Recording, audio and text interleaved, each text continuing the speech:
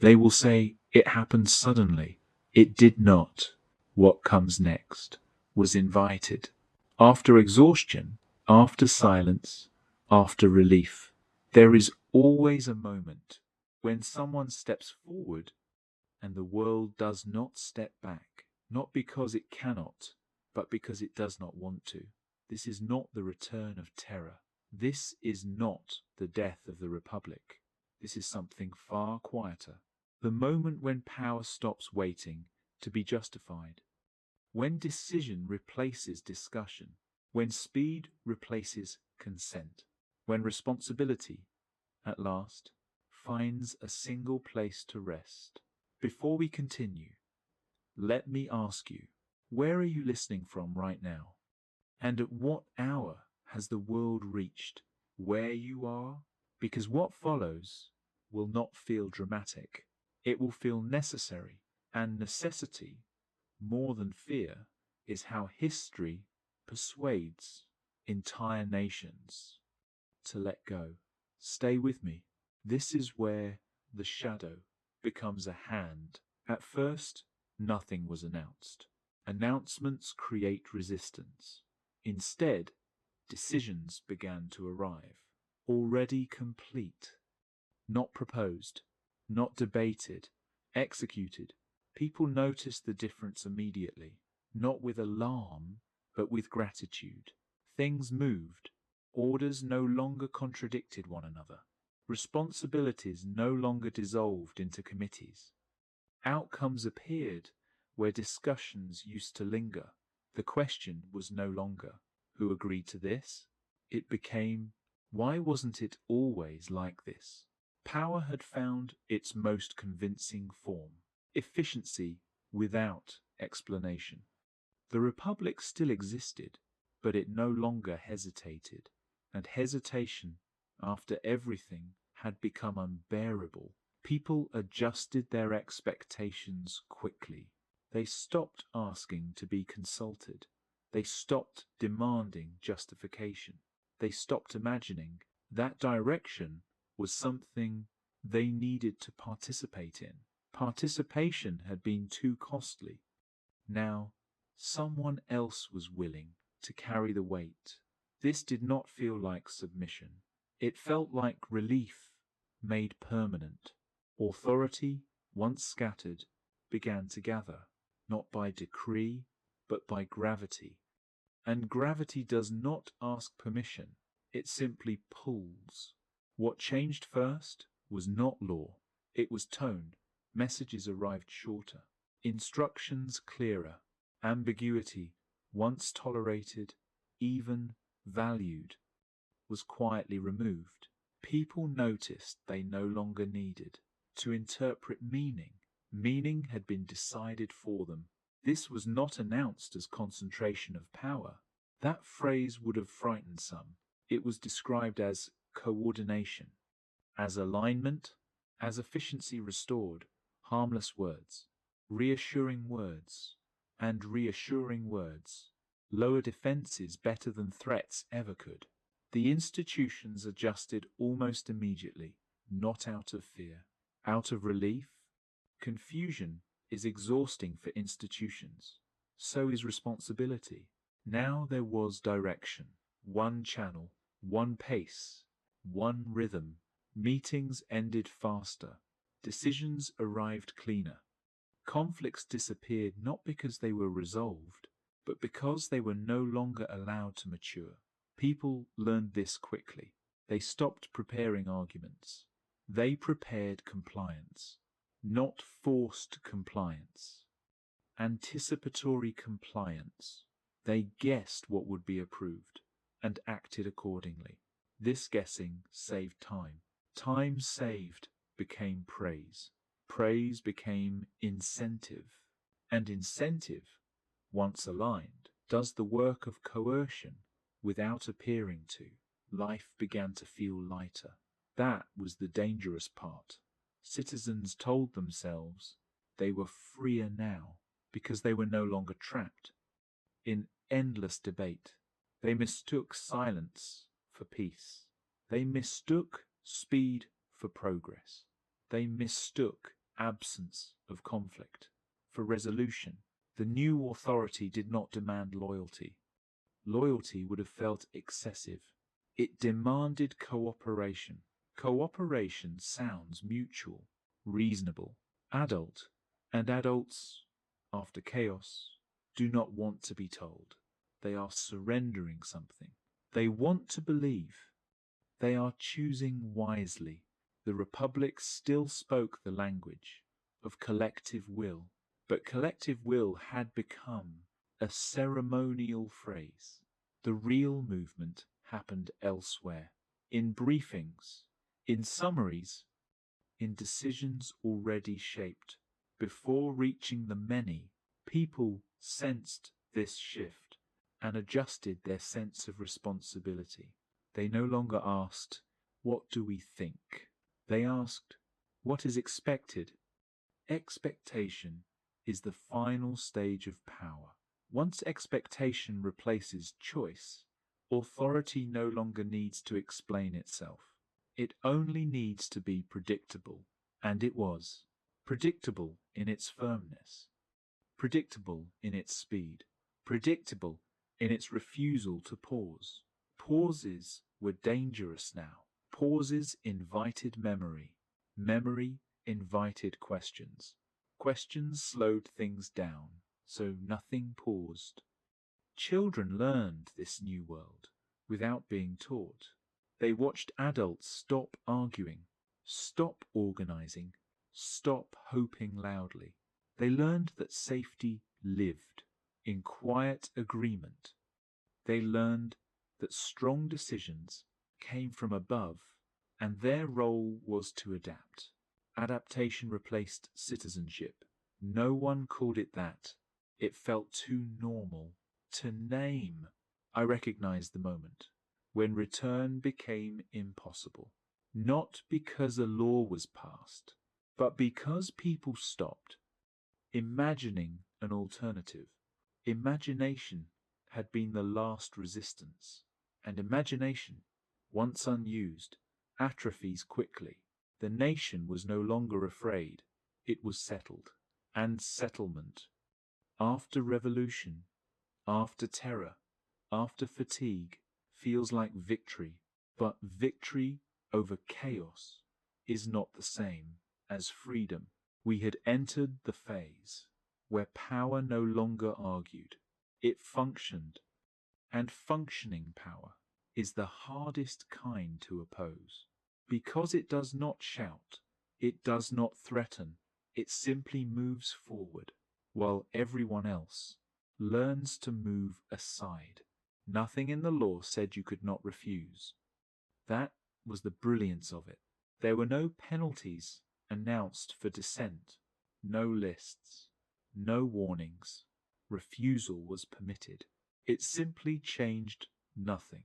People discovered this slowly, not through punishment, but through irrelevance. A request denied politely was approved anyway elsewhere. An objection noted carefully was followed by action already taken. A protest organized was acknowledged, then bypassed. No confrontation, no drama, just continuation. And continuation, when uninterrupted, teaches a brutal lesson. That resistance is not dangerous. It is useless.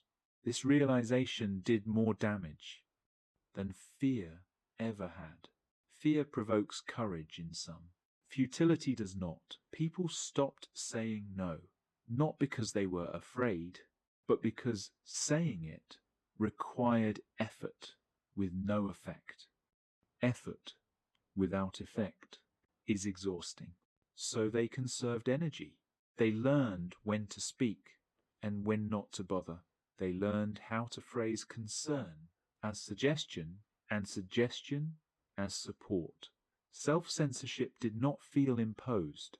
It felt intelligent. At home, language softened. Parents taught children how to phrase questions safely. Which topics were complicated? Which opinions were not helpful? Helpfulness became the moral standard. If a thought did not help things move smoothly, it was discouraged, not forbidden. Discouraged. This distinction mattered. People told themselves they were still free because nothing was prohibited. They did not notice how much had become unnecessary. Friendships adjusted, not broken, filtered. People chose company that did not demand explanation. Silence became a form of politeness. Politeness is how conformity learns to smile. In workplaces, initiative was praised only when it aligned. Creativity survived, but only inside boundaries that were never written down and always understood. Understanding replaced instruction. Understanding is invisible power. You cannot fight what was never said. The new authority rarely intervened directly. It did not need to. Its expectations were now internalized. People anticipated approval. They anticipated disapproval. They adjusted themselves before anything had to be corrected. This was not obedience. This was optimization of the self. A population refining itself to fit the system without being asked. I saw the precise moment when courage changed meaning. Once, courage meant speaking. Now it meant adapting gracefully, not making trouble, not insisting, not remembering too loudly. Memory had become a private hobby. Public life preferred efficiency. Those who still insisted on refusal were not crushed. They were isolated, invited less, consulted less, considered impractical. Impractical people are easy to ignore. They do not need to be silenced. They simply do not belong to the future being built. The most unsettling change was how quickly this felt normal. Children growing up now did not experience this as loss. They experienced it as structure. They learned that the world worked best when decisions were clear and responsibility was centralized. They did not miss what they never had. And that is how permanence forms. Not by force, by inheritance. A system that reaches this stage no longer fears opposition. Opposition requires belief. What it fears briefly is unpredictability, and unpredictability had been carefully trained out of daily life. The nation did not feel oppressed, it felt efficient. And efficiency, once internalized, is stronger than law because it lives inside the choices people make before anyone tells them what to choose. The first price was small, so small it barely registered. A signature moved forward without full review. A report shortened to meet a deadline. A concern set aside because addressing it would delay progress. No one called these choices immoral. They were practical. Practicality became the new virtue. People began to notice moments when something felt wrong, but not wrong enough to interrupt momentum. That distinction mattered. If a choice did not threaten stability, it was tolerated. If a concern did not affect outcomes, it was postponed. Postponement is how conscience learns to wait, and waiting, when prolonged, teaches conscience to fall silent. In offices, people stopped asking whether a decision was just. They asked whether it was final. Finality replaced fairness as the measure of success. At home, people spoke less about what should be done and more about what would happen. Prediction replaced intention. You cannot argue with what is inevitable. The authority above them did not demand compromise. It allowed people to soften themselves around its edges. This generosity was strategic. When people participate in their own adjustment, they protect the system that allowed it. They defend it, not out of loyalty, but out of self-recognition. To oppose it would be to admit they had surrendered something, and no one likes to admit that. The first visible harm did not arrive as tragedy. It arrived as neglect. A group overlooked, a concern deprioritized, a consequence delayed until it was no longer reversible. No one was blamed. Blame requires clarity. This system preferred diffusion. Responsibility spread so thin it could not be grasped. Everyone had done a little. No one had done enough to be accountable. This diffusion felt fair. It was not. It was efficient. People sensed the change only when they were asked to explain decisions they had not truly made. Why did this happen?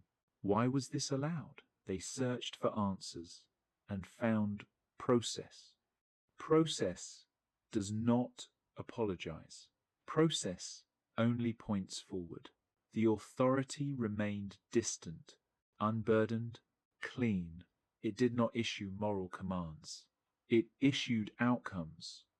Outcomes are difficult to argue with once they exist. Children watch their parents navigate this world carefully.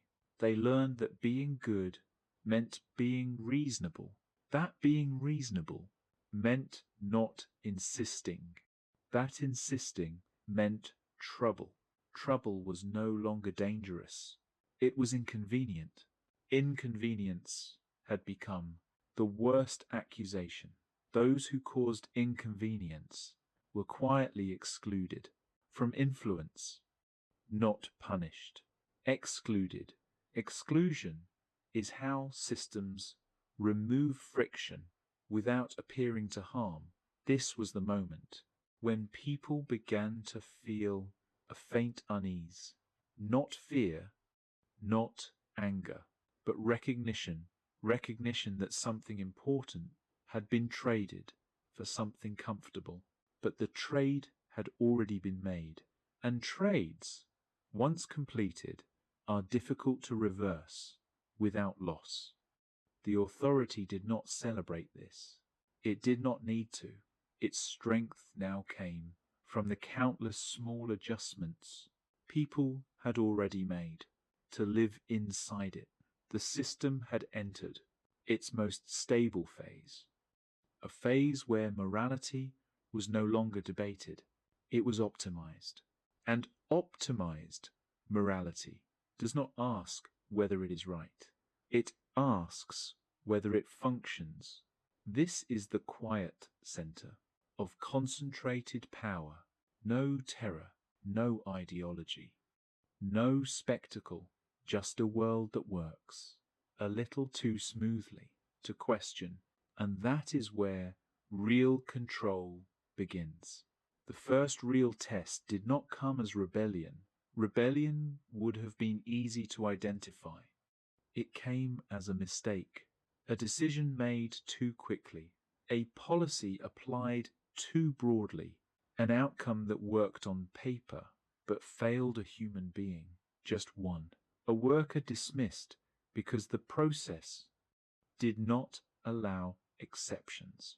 A family relocated because efficiency required uniformity. A voice ignored because it arrived after the deadline. No cruelty, no malice, just alignment. People noticed, not enough to protest, but enough to feel something tighten. This shouldn't have happened, they said quietly, but the system responded with calm explanation. This was necessary. This will be corrected later. This ensures stability. Stability had become the answer to every question. The correction never came.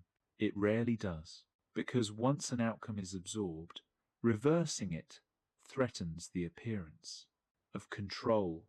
Control mattered more now than justice. This was the first crack. Not loud, Not dramatic, but cracks do not announce themselves. They spread.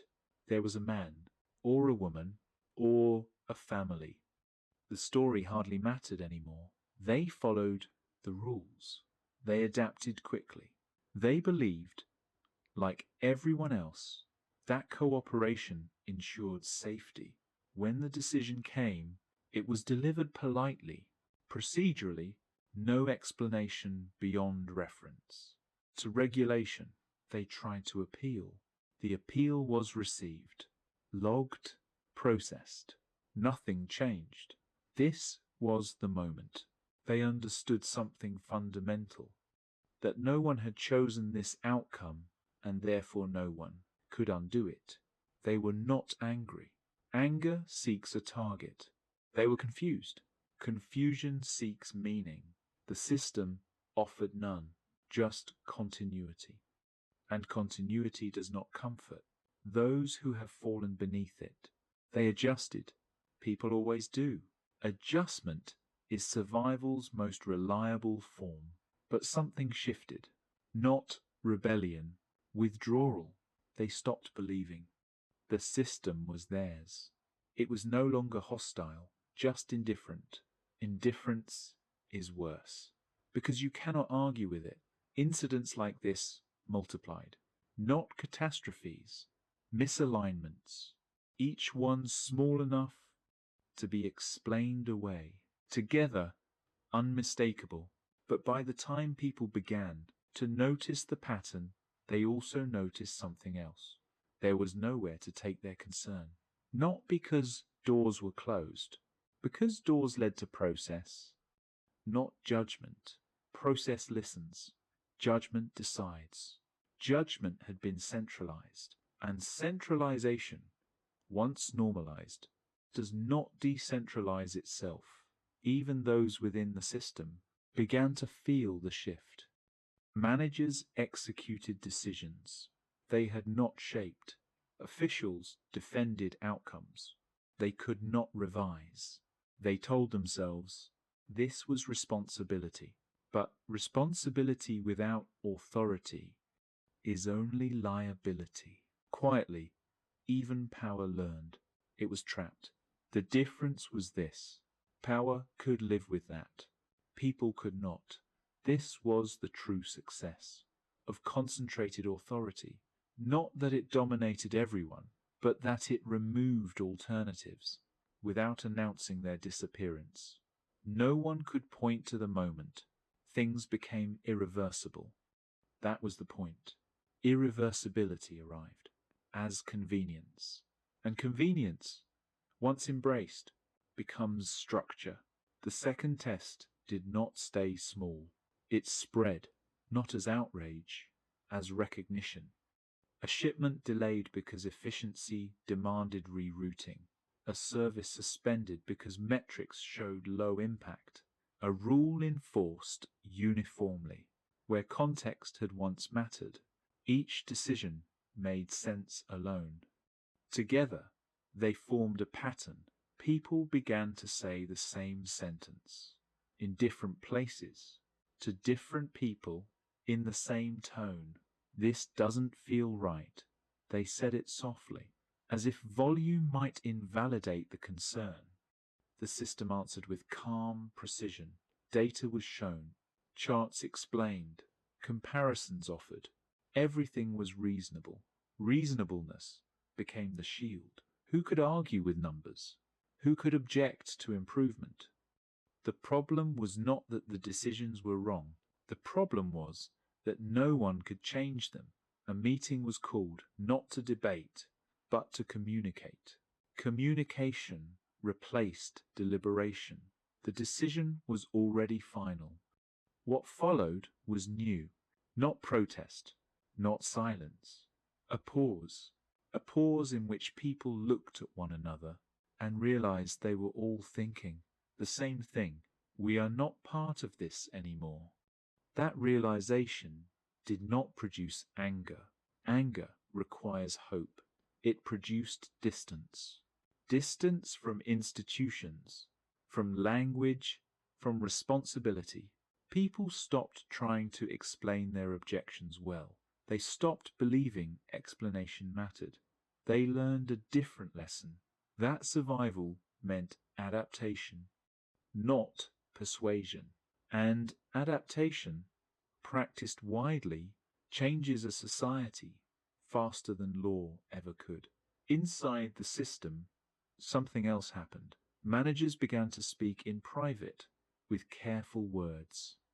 I wouldn't have decided this way, they said, but it's not my call. This sentence appeared everywhere. Not defiance, not confession, resignation.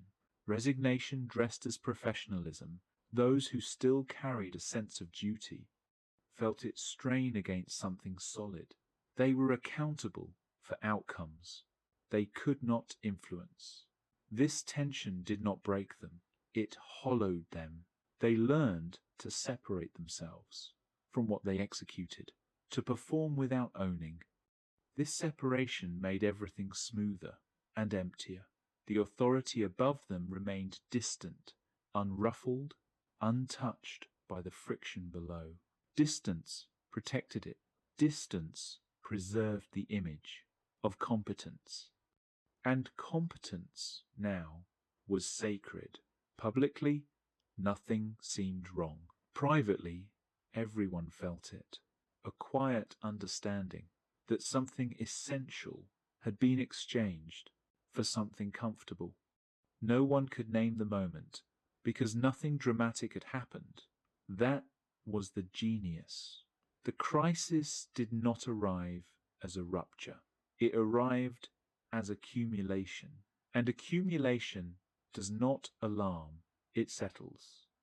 People began to modify their expectations. They stopped asking for fairness. They asked for predictability. They stopped demanding justice. They asked for stability. They stopped imagining change. They asked how to endure. This is when obedience becomes normal, not because people are weak, but because the cost of resisting has become invisible and endless. The authority sensed this shift. It did not accelerate. It did not slow. It simply continued. Continuation is power's most patient weapon, because every day that passes without reversal teaches the same lesson. This is how things are now, and how things are is the hardest argument to defeat. It happened on an ordinary day. That was important. No anniversary, no emergency, no threat that could justify haste, just a scheduled decision, announced in advance, delivered on time, a public space, familiar, shared, used by many. A change was implemented there, not dramatic, not cruel, efficient. The explanation was brief, clear, reasonable, costs reduced, flow improved, standards applied uniformly. The kind of decision that looks good from a distance. People gathered not to protest, but to understand. They listened, they nodded, they asked a few questions, polite ones. The answers arrived already prepared. Nothing was hidden. Nothing was negotiable. When someone suggested an exception, just one, for context, the response was calm. We can't set precedents. Precedents. That word ended the conversation. Because precedents point backward, and this system only moved forward, a silence followed. Not the silence of shock, the silence of comprehension. Everyone understood the same thing. At the same time, this decision would not change. Not today, not tomorrow, not if it hurt someone they knew. And more importantly, no one in front of them had the authority to change it.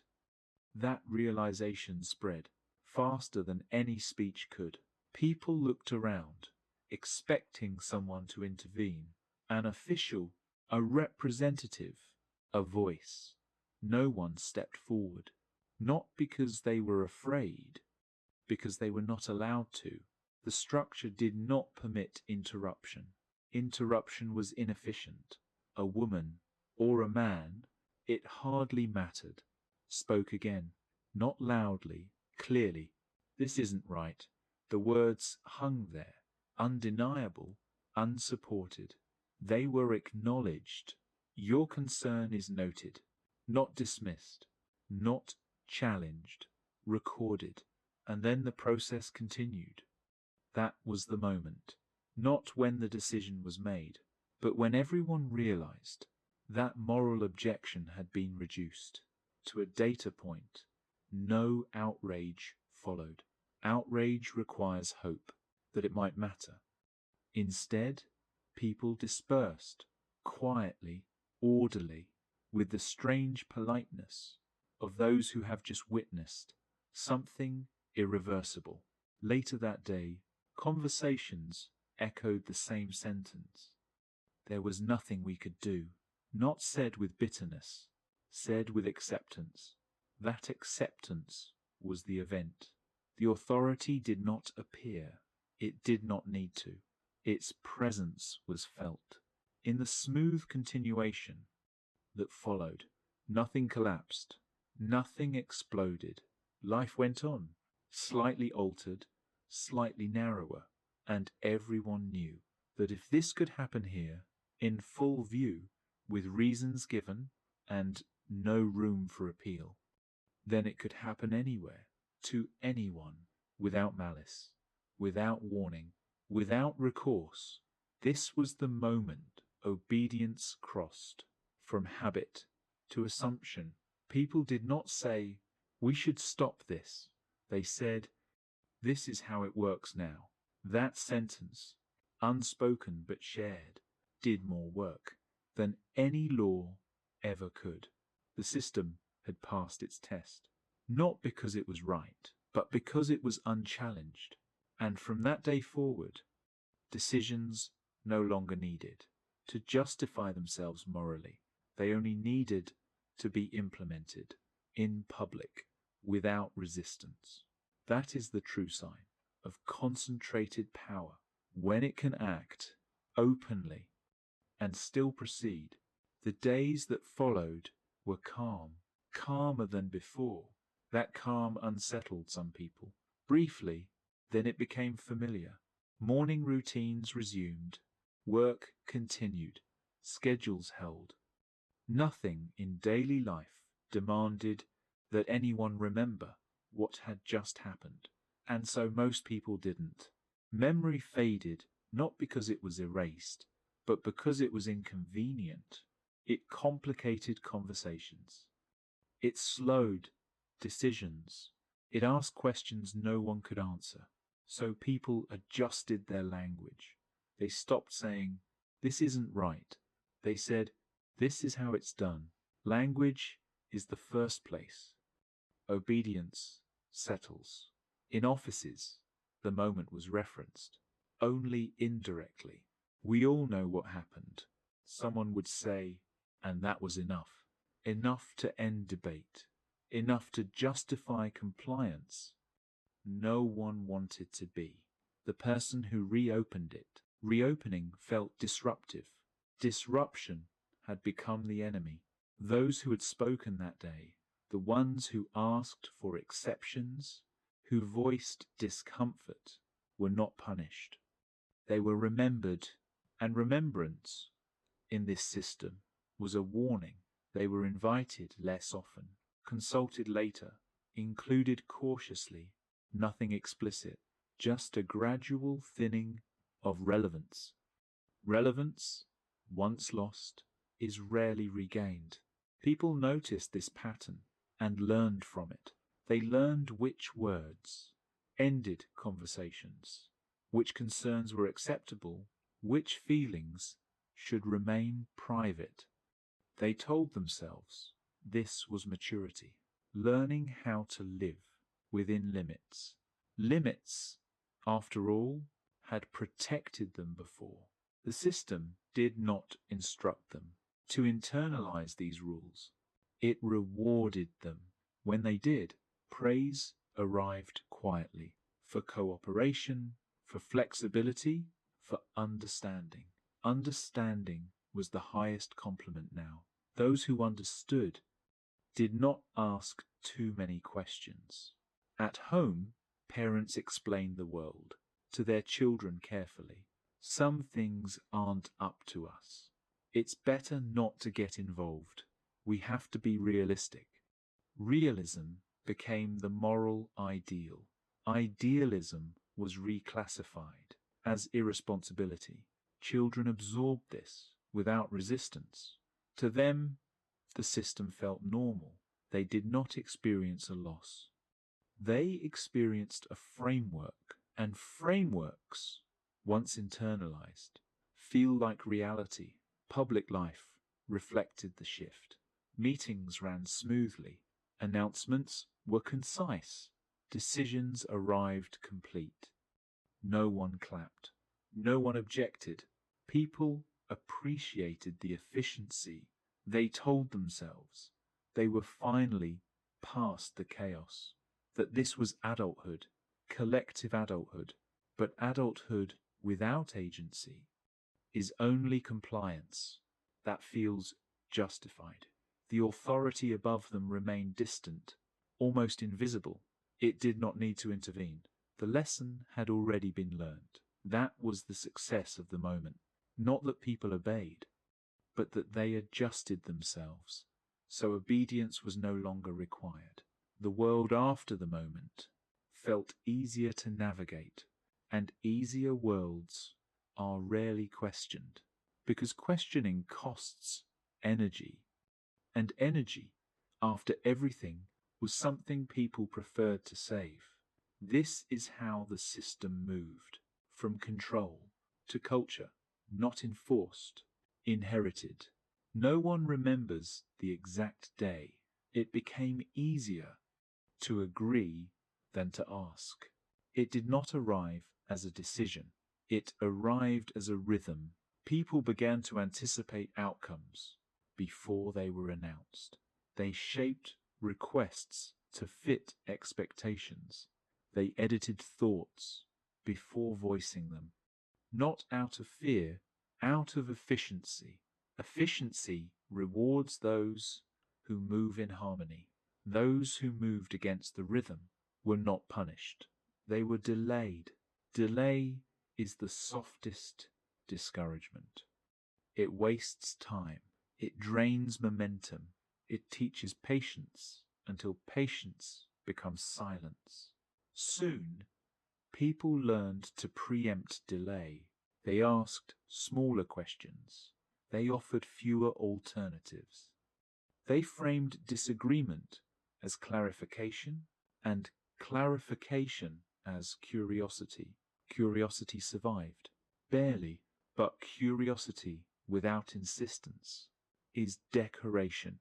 The language of dissent changed first. I oppose this became, I wonder if there's another angle. That's wrong. Became, I see the reasoning. Words lost their edges. Edges are tiring. Tired societies prefer smoothness. Meetings reflected this new etiquette. Discussions ended quickly. Consensus appeared faster. No one noticed. That consensus was no longer reached. It was assumed. Assumption is cheaper than debate. And cheap solutions, once adopted, become standards. The most telling shift happened when people began to correct one another, not because authority demanded it, but because harmony had become a shared goal. Careful how you say that. Maybe that's not helpful. Let's not complicate things. Complication was now suspect. Complication reminded people of a past they wanted to outgrow. This self-policing felt responsible, adult, balanced. No one wanted to be the reason. Things became difficult again. At home, the same patterns took root. Families avoided certain topics at dinner. Friends changed subjects smoothly. Disagreement was softened into humor. Peace was preserved at a cost no one calculated. Children grew fluent in this language without realizing it was learned. They sensed which questions slowed rooms, which opinions created discomfort, which truths were better left unspoken. They did not call this restraint. They called it intelligence.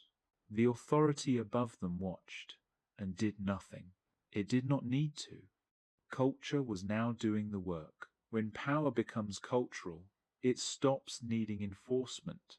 It survives through imitation. People copied one another's caution. They learned the limits by observing reactions, not reading rules. Rules can be challenged. Reactions are harder to fight. This was the moment. Obedience became invisible, not because it disappeared, but because it blended into everyday behavior. Those who still resisted internally felt increasingly alone, not oppressed, out of place. And feeling out of place is one of the strongest pressures a society can exert. Belonging is powerful, powerful enough to make people surrender without realizing they are giving anything up. The system had reached its most stable form, not because it was feared, not because it was loved, but because it was normal. And normality, once established, is the hardest thing to interrupt. No one announced the change. It did not require permission. By the time anyone might have objected, there was nothing left to object to. Obedience no longer felt like obedience. It felt like alignment. People stopped describing their actions as compliance. They described them as reasonable choices, reasonable silence, reasonable acceptance. Reason had become the final authority. In public spaces, behavior grew uniform, without instruction, not identical, harmonized. Voices lowered naturally. Opinions shortened themselves. Certainty learned to whisper. No one enforced this. Enforcement would have suggested force. This was something cleaner. People wanted to belong to the rhythm that worked. Those who still hesitated felt an unfamiliar discomfort. Not fear, but embarrassment. Embarrassment for slowing things down, for asking questions already answered elsewhere, for insisting on meaning where outcome had already been delivered. They learned quickly. Learning did not feel like loss. It felt like maturity. Maturity, after all, means knowing when to stop insisting. The system did not reward obedience directly. It rewarded smoothness, smooth interactions, smooth decisions, smooth lives. Those who moved smoothly were trusted. Those who created friction were tolerated. Briefly, then forgotten. Forgetting had become painless. History lessons softened. Words like struggle and resistance were replaced with transition and adjustment. Children learned that the past was something to move beyond, not interrogate. They were taught that good citizens do not complicate stability. Stability had become sacred, and sacred things are not questioned. At work, people internalized expectation before receiving instruction. They anticipated approval. They anticipated rejection. They adjusted themselves accordingly. Self-adjustment became pride. I know how things work. They said and meant it. Knowing how things work replaced believing in how things should be. Belief now felt naive, dangerous, immature. Those who still believed deeply were regarded with gentle concern. You'll understand eventually, they were told. Understanding now meant acceptance. The authority above all this remained mostly unseen. It did not interfere. It did not explain. It allowed culture to finish what structure had begun. This was its greatest success. When obedience becomes cultural, it outlives any leader. It survives change. It survives criticism. It survives even good intentions, because it no longer feels imposed. It feels correct. Correctness is harder to resist than fear. Fear can be confronted. Correctness convinces. People no longer asked who decided. They asked whether a decision fit the system, fit the mood, fit the future. If it fit, it passed. If it did not, it quietly disappeared. This was not the death of freedom. It was its redefinition. Freedom now meant being unburdened by choice, unburdened by responsibility, unburdened by memory. The society did not feel oppressed. It felt efficient, adult, settled, and settlement. After chaos, after terror, after exhaustion, felt like peace. That was the danger, because peace that requires no vigilance does not last.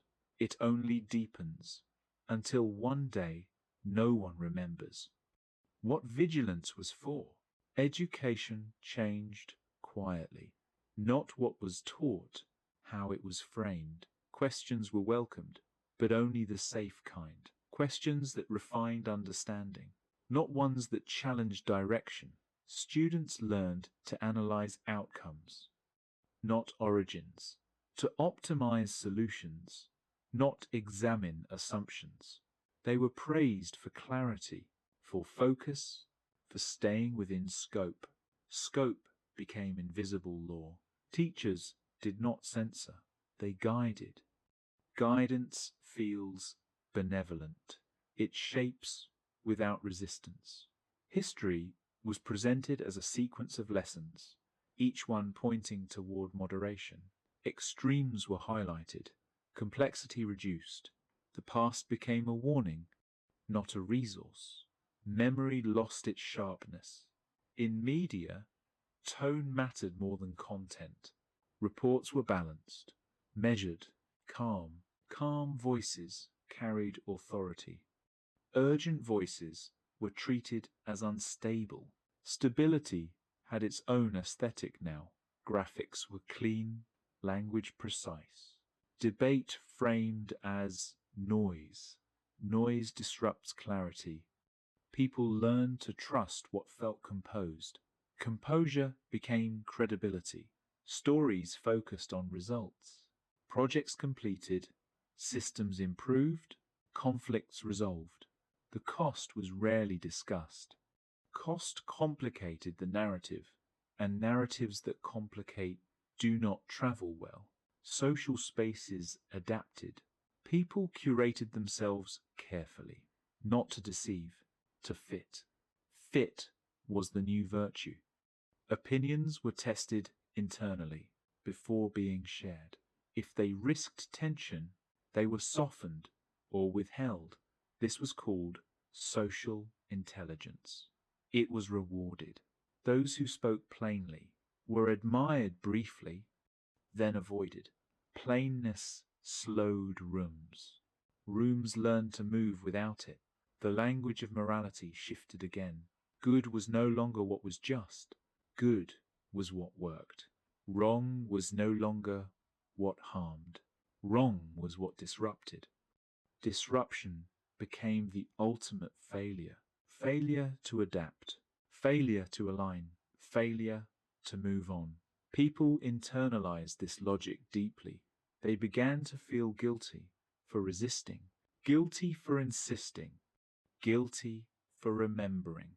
Guilt, once redirected inward, is a powerful stabilizer. It keeps people busy correcting themselves. Public life grew smoother. Private life grew quieter. Conversations ended sooner. Silences lasted longer. Not because there was nothing to say, because saying it felt unnecessary. Children absorbed this atmosphere effortlessly. They learned that safety lived in predictability, that approval followed harmony, that belonging required calibration. They did not experience this as loss. They experienced it as order. Order, once internalized, feels like nature. The authority above all this remained mostly absent. Its absence was its strength. People filled the space themselves with rules they believed were chosen. This was the final refinement. When people police their own thoughts, power no longer needs to speak. It only needs to remain consistent. Consistency is reassuring. Reassurance builds trust. Trust eliminates vigilance. And vigilance, once gone, does not announce its departure. It simply stops being practiced. By now, obedience had no face, no command, no threat. It lived in habits, in tone, in timing. It lived in the small pause before speaking, in the choice to let something pass, in the decision not to ask why. This was not tyranny. Tyranny demands submission. This demanded agreement with the idea that agreement was sensible, and sensibility, once elevated above conscience, is almost impossible to argue with, because it feels like reason, and reason, when divorced from courage, does not liberate, it settles. The society had settled, not into silence, into efficiency, not into fear, into comfort, not into darkness, into dimness. And dimness, unlike darkness, does not alarm, it only makes it harder to see what has been lost. Something subtle began to vanish, not speech, not thought, impulse. The impulse to interrupt, to object mid-sentence, to feel the rise of disagreement before it could be weighed. People noticed this only afterward. In the space where a reaction should have been, a pause without tension, a silence without effort, they were no longer stopping themselves. There was simply nothing that needed stopping. Opinions arrived already shaped to fit the room. Questions arrived already answered by their own framing. This felt efficient. Efficiency had become instinct. People began to trust their instincts again, not realizing those instincts had been trained by repetition, by reward, by the absence of consequence when alignment was chosen. The rare moments of inner resistance were brief and confusing. A flicker of discomfort, a sense that something was missing. But discomfort without language does not last. It dissolves into unease, then into fatigue. Fatigue prefers quiet. So people let the feeling pass. They told themselves they were being realistic, that the world was complicated, that someone, somewhere, had already considered this more thoroughly. Delegation had moved inward. People delegated judgment to an abstract competence they could not see, but felt everywhere. This was the final internal shift. When people stop asking themselves whether something is right and begin asking whether it has already been decided.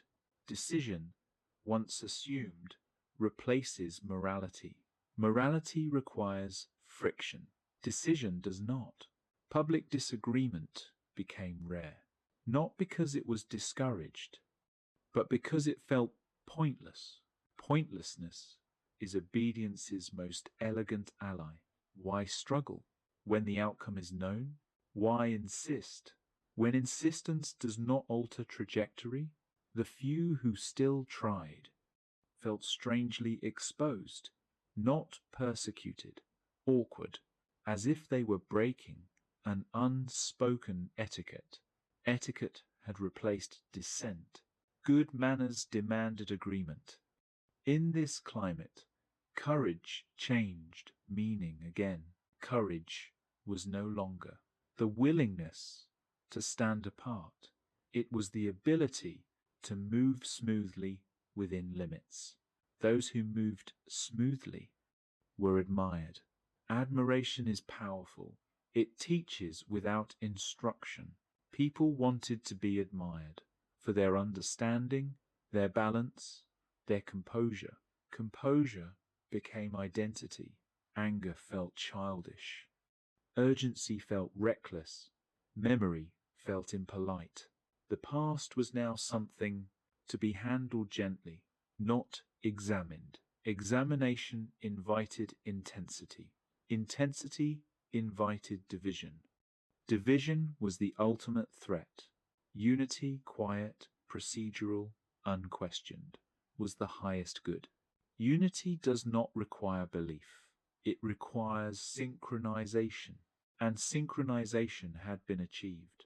The authority above all this no longer needed to anticipate reaction. Reaction had been trained out of the system.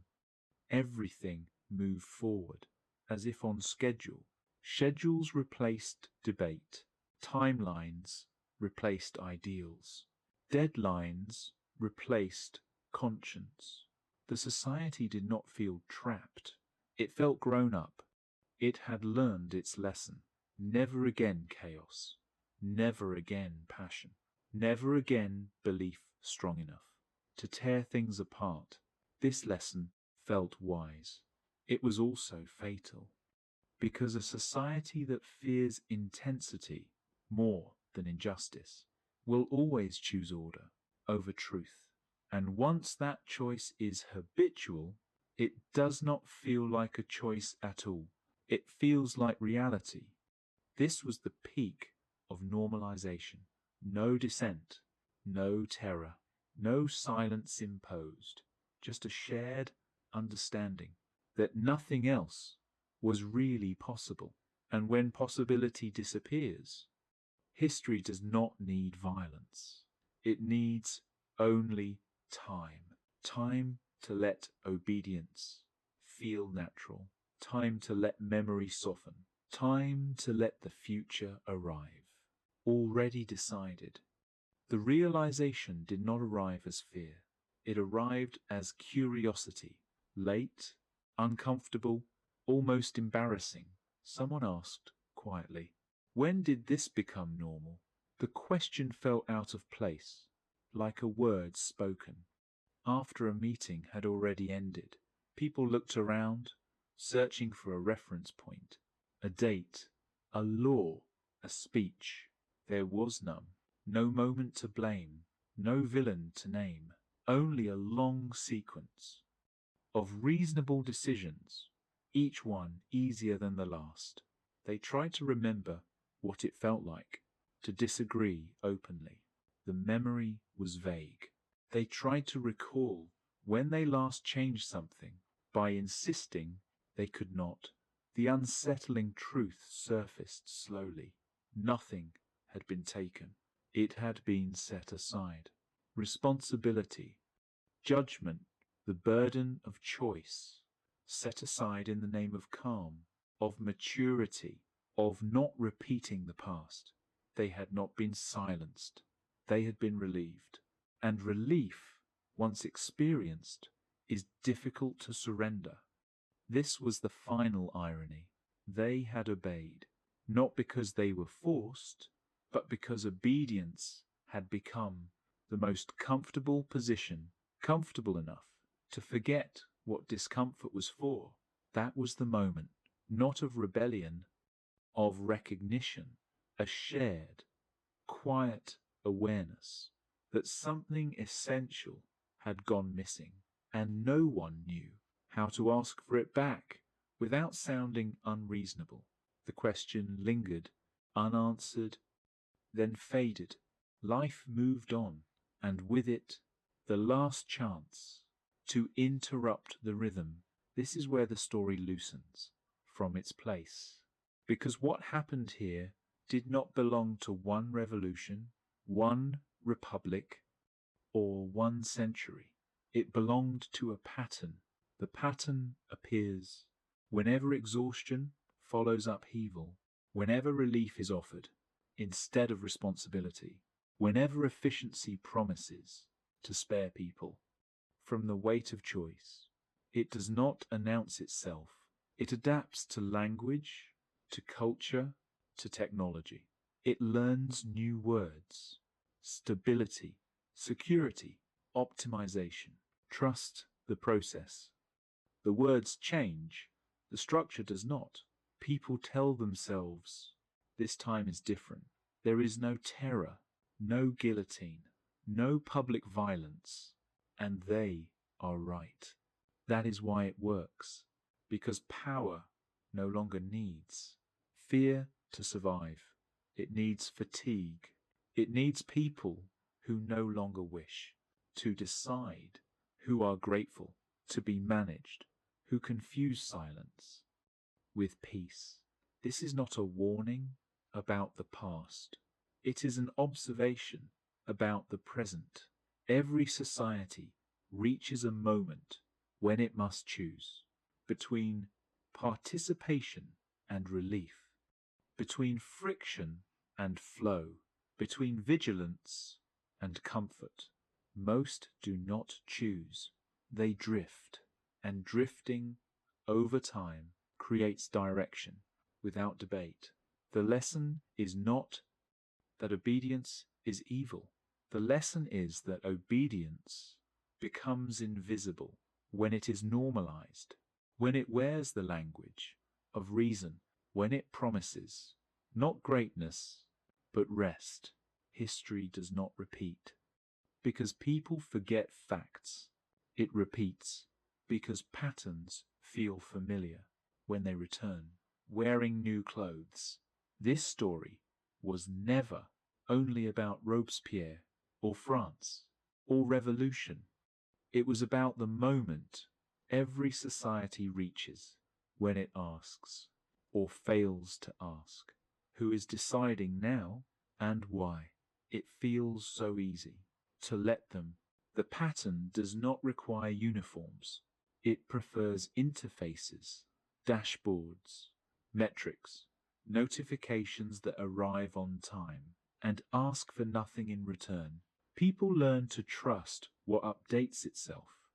When systems explain outcomes in real time, questions feel redundant. Why ask why? When the answer arrives as a graph, graphs feel neutral. They carry no intention. But neutrality is a posture, not an absence.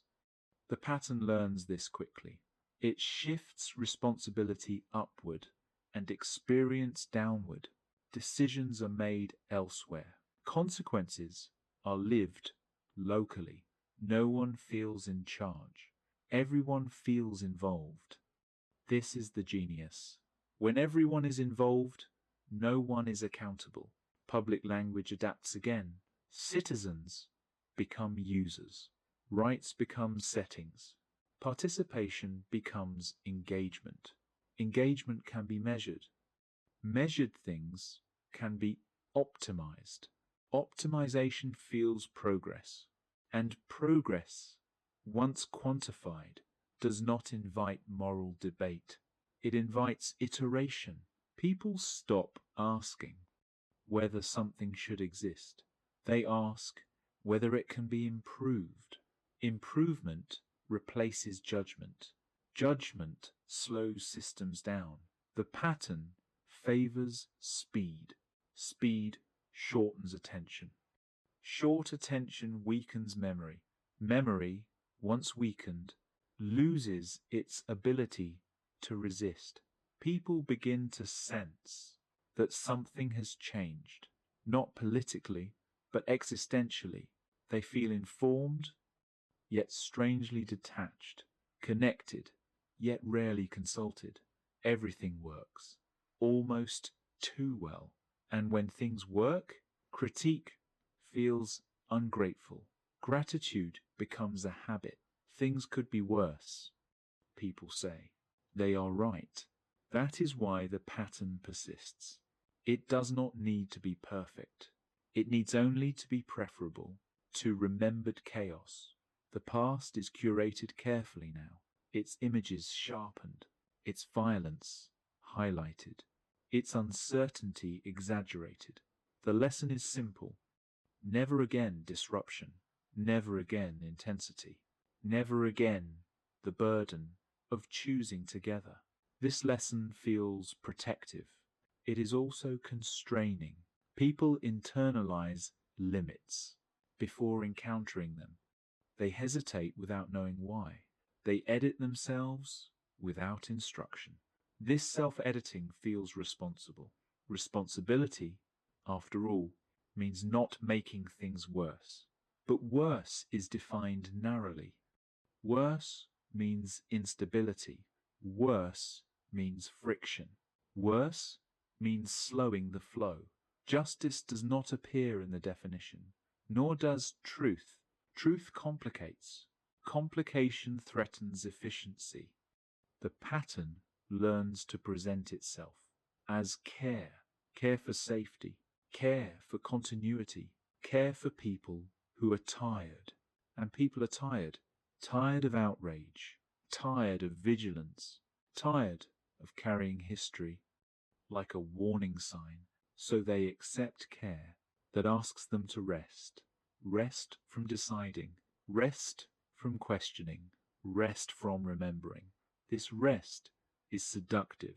It promises peace without participation. But peace without participation is not peace. It is quiet managed by others. The pattern does not need to silence dissent. It waits for dissent to exhaust itself. Then it offers relief. This is why it survives. Not because people are weak, but because they are human. Humans seek ease after pain. They seek certainty after doubt. They seek flow after struggle. The pattern offers all three at a price that is never listed. And the price is not freedom taken. It is freedom unused. Unused freedom does not scream. It fades. It becomes theoretical. Something people once had, once exercised, but no longer need. This is where the story touches you. Not as accusation, as recognition. Because this pattern does not ask where you live. It asks how tired you are. And if the answer is very, it knows exactly what to offer next. The pattern does not stop at institutions. It moves inward. It settles into schedules, into habits, into the way time is experienced. Days feel fuller, yet thinner, busy without weight, occupied without meaning. People measure their lives in responsiveness. Messages answered, tasks completed, notifications cleared. Completion replaces reflection. There is little space left for pauses that do not produce something. Pauses feel unproductive. Unproductive feels irresponsible. Even rest must justify itself. The body learns this rhythm quickly. Breathing shortens. Attention fragments. Silence feels uncomfortable. Silence invites thought. Thought invites questions. Questions invite friction. So silence is filled with sound, with motion, with harmless distraction. Harmless because it asks nothing. The pattern understands attention better than power ever did. Where attention goes, belief follows. People begin to feel informed without feeling involved. They consume explanations, summaries, interpretations. Understanding becomes passive. Passive understanding feels safe. It does not demand action. Action, after all, is risky. Risk recalls responsibility. Responsibility recalls choice. Choice recalls conflict. The pattern gently interrupts this chain. It offers convenience instead. Convenience in communication, convenience in decision-making, convenience in forgetting. Forgetting is the most comforting convenience. It allows people to move forward without carrying the past. But the past does not disappear. It waits. Waiting is what patterns do best. The pattern also changes how people experience disagreement. Disagreement no longer feels like opposition. It feels like delay. Delay feels inconsiderate. Why slow things down when everything is finally moving? This question repeats silently until it answers itself. People stop disagreeing before disagreement fully forms. They anticipate outcomes and adapt. Adaptation becomes a reflex. Reflexes do not argue. They respond. This is how the pattern survives criticism. Criticism arrives late, already framed as impractical. By the time a question is asked, the moment to ask it has passed. People sense this. They feel slightly behind their own lives, as if decisions are always one step ahead of awareness. This creates a quiet anxiety, not panic, not fear, a background hum. The pattern soothes this anxiety by offering more clarity, more guidance, more structure. Structure feels grounding. Grounding feels healthy. Healthy feels virtuous. Virtue returns, not as belief, but as compliance with well-being. Take care of yourself. Avoid stress. Don't engage with negativity. Negativity becomes another word for discomfort. Discomfort becomes something to be managed away. Managed emotions are predictable.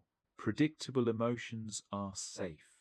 The pattern does not suppress passion, it reframes it. Passion is encouraged for hobbies, for consumption, for self-improvement, never for shared direction. Shared direction risks disagreement. Disagreement risks fracture. Fracture risks remembering that things could be otherwise. Otherwise is dangerous. Otherwise awakens imagination. Imagination asks why things are the way they are. The pattern prefers people who feel fulfilled, but never ask that question, and many do. Not because they are foolish, because they are tired. Tired of complexity, tired of outrage, tired of carrying responsibility. In a world that moves too fast to wait for consensus. The pattern does not exploit weakness. It exploits exhaustion. Exhaustion lowers resistance without lowering intelligence. Smart people comply just as easily when the cost of refusal is constant friction. Friction wears people down. The pattern waits. It always waits. It knows that time favors what is easy to live with, and ease, once normalized, becomes necessity. This is how freedom changes shape. It is not removed. It is resized, adjusted to fit. Shorter attention spans, narrower patience, quieter hopes. People still feel free. They choose what to watch, what to buy, what to say, within a frame they no longer see. The frame feels like reality, and reality, once accepted, does not feel imposed. It feels obvious. This is the deepest victory any system can achieve. Not obedience, not silence, but a world in which nothing else seems realistic anymore. This is where the pattern completes itself. Not by conquering, not by commanding, not by destroying what came before, but by becoming familiar, by fitting so well into daily life. That resistance feels excessive, and questioning feels naive. Nothing here required cruelty. Nothing demanded belief. All it asked for was fatigue. Fatigue after chaos. Fatigue after fear. Fatigue after caring too much for too long. And fatigue, once deep enough, welcomes relief without asking its cost. What emerged was not oppression, as history once described it. There were no chains, no spectacles of violence, no enemies clearly named. There was only flow, systems that worked, decisions that arrived on time, lives that felt manageable again, and in that manageability, something essential grew quiet. The need to ask why, the courage to insist, the patience to disagree. When agreement feels easier, freedom did not vanish. It thinned. It became optional, contextual, something to be exercised privately, if at all. Responsibility did not disappear. It moved upward into processes, into abstractions, into places no single person could reach. No one felt guilty. There was no villain to oppose, no moment to reverse, only a long comfort that slowly replaced participation. This is why the pattern survives, because it does not feel like loss. It feels like adulthood, like balance, like finally learning not to tear things apart with belief. And yet, a society that no longer believes it can choose together will always accept being chosen for, quietly, reasonably, gratefully. This is not a warning about the past. It is a description of how the present stabilizes itself when people are tired enough to prefer ease over agency. History does not end. When people stop fighting, it pauses, and in that pause, patterns return. Not because they are imposed, but because they feel like the only realistic option left. If this story feels unsettling, it is not because it accuses you. It is because it recognizes you. Recognition is quieter than fear, more difficult to dismiss. The most dangerous systems do not announce themselves. They ask softly, "Would you like us to handle this?" And most people, at the right moment, say yes. Not because they are weak, because they are human. They have jobs, families, tired minds, short nights. They want life to be livable. And the offer sounds kind. This is where choice becomes subtle. Not the choice between good and evil, but between vigilance and rest, between friction and flow, between the discomfort of participation and the comfort of being managed. No one can stay vigilant forever. That is why this question matters. Not who is in power, but how easily you let go of the need to ask. Because the moment you stop asking, not out of fear, but out of exhaustion, someone else will decide what happens next, and they will do it efficiently, calmly, reasonably. The story does not end here.